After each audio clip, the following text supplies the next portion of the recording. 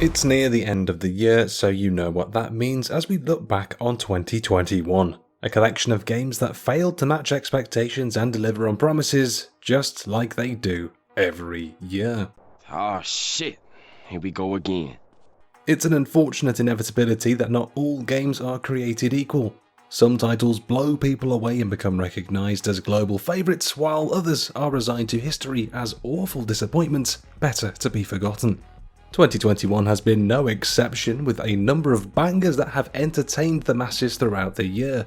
Still, we are here to talk about the most disappointing games of 2021. The following aren't all necessarily bad, though some really are, but in some way or another these games have managed to be some kind of disappointment. We've even ranked them so you can see how badly each one of these games has left us feeling dejected. I'm Daryl for Cultured Vultures, and here are the most disappointing games of 2021 across PC, PS4, PS5, Xbox One, Xbox Series X and S, and Switch. Let us know below which games failed to cook your goose in the comments. Number 10. ARAGAMI 2. Seeing a sequel fail to live up to the same standards set by the previous game is always a shame, and such is the fate that befell ARAGAMI 2. The original game's ninja stealth action allowed players to really immerse themselves in the role of an undead master assassin, so many were hopeful that the second entry would build on the original game's success, and while there are some notable additions, ARAGAMI 2 doesn't quite cut the mustard. Now on paper, ARAGAMI 2 has a lot going for it, with a fully co-op campaign that can be completed with your friends, but thanks to boring and repetitive mission formulas, a lackluster story, and more glitches than you could easily excuse, ARAGAMI 2 is a bit of a letdown. The gameplay's still fun, so you might find something to enjoy with this one, but for most players, you'll probably want to steer clear, or just stick to the still underrated original. 9. King's Bounty 2. What's worse than a sequel not living up to the impressive legacy of the original game? Having to wait 30 years for the sequel in the first place. 30 years! That's one whole millennial with back pain, i.e. me. Such is the case with King's Bounty 2, a direct sequel to the first game that launched in 1990. While there was a spin-off game in 2008, this is the first time that King's Bounty has received a true follow-up, and if you've been waiting patiently for it, King's Bounty 2 doesn't live up to your expectations. Perhaps King's Bounty 2's biggest sin is the fact that it's an absolute bog-standard fantasy RPG, with the player taking on the role of a prisoner who's pardoned by the king, only to be sent on an epic quest because there's some prophesized saviour. The rest of the game, from the graphics to the characters, are serviceable, but the whole game lacks an identifiable personality. In the end, it's just a bit dull, so dull that we have little left to say about it. Yeah, so, had a good weekend. 8. BIOMUTANT.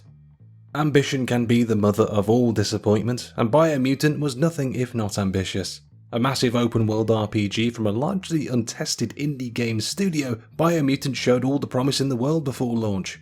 Being able to play as a fluffy ball of murder who could tinker their abilities and skills along the way sounded like Pixar meets The Witcher, only with more guns and sci-fi bollocks. The reality is that BIOMUTANT tries to accomplish so much, but spreads itself too thin to do so. The core combat is fun, but after a few hours it begins to really grate. The story and open world activities are also less than stellar, essentially amounting to repeating the same couple of activities over and over again until the credits roll. It's a beautiful looking game, but it's also not worth your time. 7. SKATEBIRD. Another case of ambition being a detriment. SKATEBIRD is undoubtedly a good idea. Being able to play as a bird performing some sick tricks on a wheeled plank of wood is so delightfully twee that you can't help but find the concept charming. Yes, I would like to play a game like that, thank you for asking. It's only when you start playing SKATEBIRD that you realise that the idea can't match up to reality. While the story of birds trying to lift their owner's spirits is certainly adorable, the core gameplay is so head-scratchingly annoying to play that you'll never want to reach the end of SKATEBIRD at all.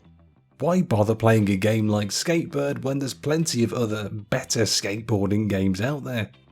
It's definitely not the worst or most disappointing game ever made, but given the promise of the core concept, it's not what it could have been.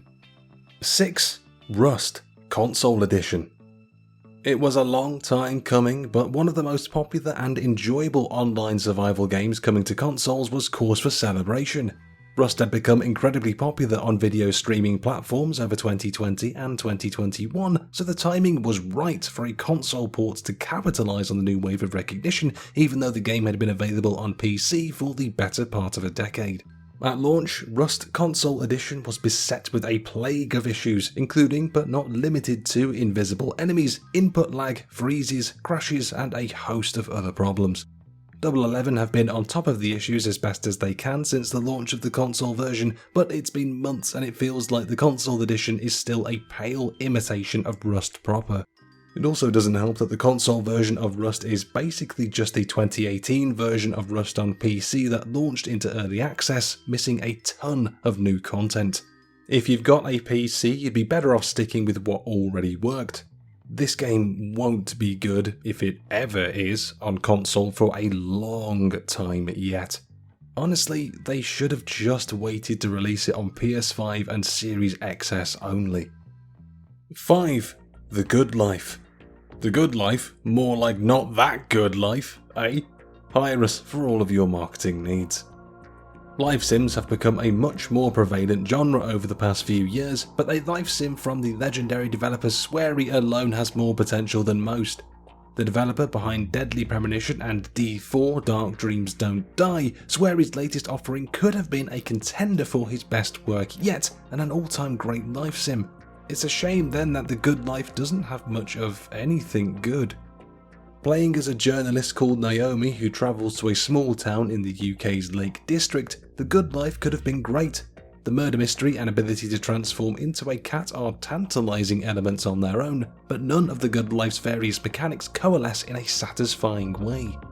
With lackluster performance, a town that's frustrating to navigate, and a general sense that The Good Life was made as a way to punish the player, and it's hard not to be disappointed by that. 4. WEREWOLF: The Apocalypse-EARTHBLOOD. Games set in the World of Darkness franchise aren't exactly new, with Vampire the Masquerade receiving ample support in recent years. However, this year saw the opportunity for the franchise to expand with Werewolf the Apocalypse. Unfortunately, the game in question, Earthblood, will go down as one of the worst games of 2021. The World of Darkness pitches werewolves as shapeshifters, meaning they can adopt a human, wolf, or werewolf form, with each mode representing stealth, speed, and strength respectively. All three modes of werewolf are terrible, making the core gameplay experience a miserable one as a result. Now, bad gameplay is one thing, but Werewolf is also cursed with a terrible story, so you'll have no real motivation to play the game. World of Darkness has been represented by just vampires, so it would have been nice to see how the other half lives. This had the potential to be special, but the end result is incredibly disappointing to say the least. Maybe the furry community will keep it alive. 3. BALAN Wonderland.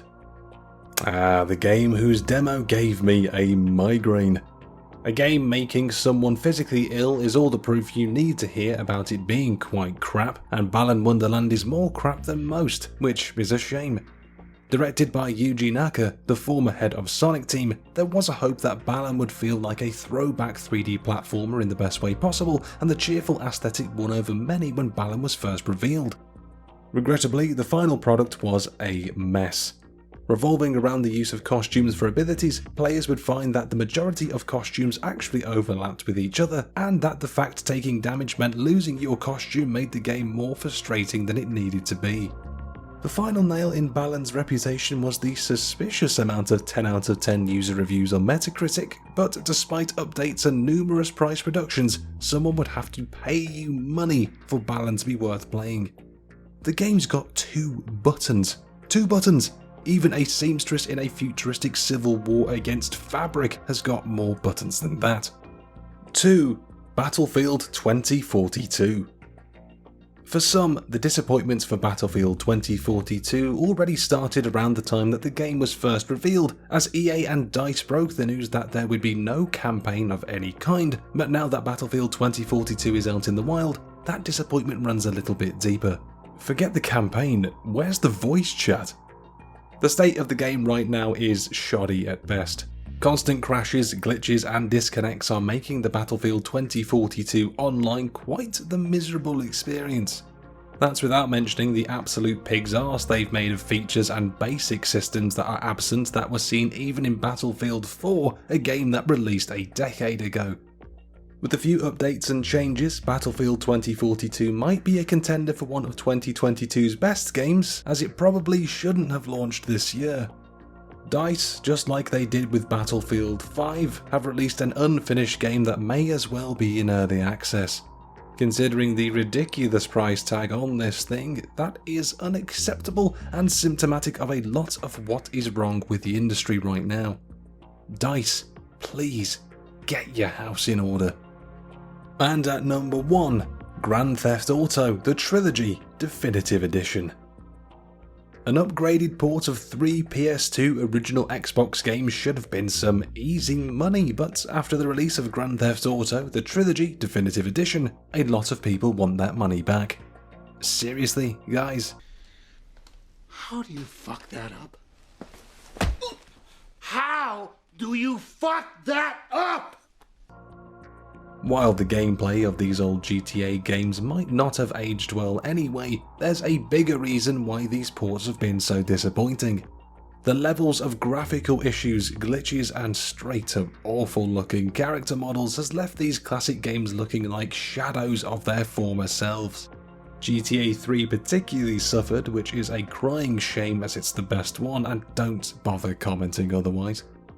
People have been referring to GTA Trilogy as this year's Cyberpunk 2077, but when you consider that Cyberpunk was an ambitious, modern open-world RPG, there's no shame in shooting for the moon and missing.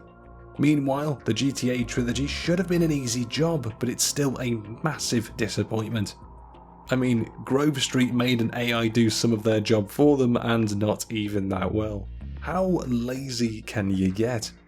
Rockstar have said they will fix it, but for hiding the true state of these games, tarnishing legacies for a quick buck, and being slow to acknowledge their mistake, Grand Theft Auto: The Trilogy Definitive Edition has got to be the most disappointing game of the year. And there you have it, the 10 most disappointing games of 2021. As ever, we pass the question over to you now. Do you agree with the list? Disagree? Are there any games that disappointed you that you think we left out of the list? Sign off in the comments down below.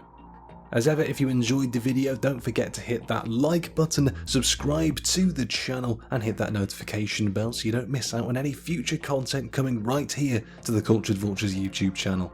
Do consider checking out the social medias on screen now, as well as our website, culturedvultures.com, for even more content. Between all of that, hopefully, we'll catch you in the next one. But until then, caw-caw.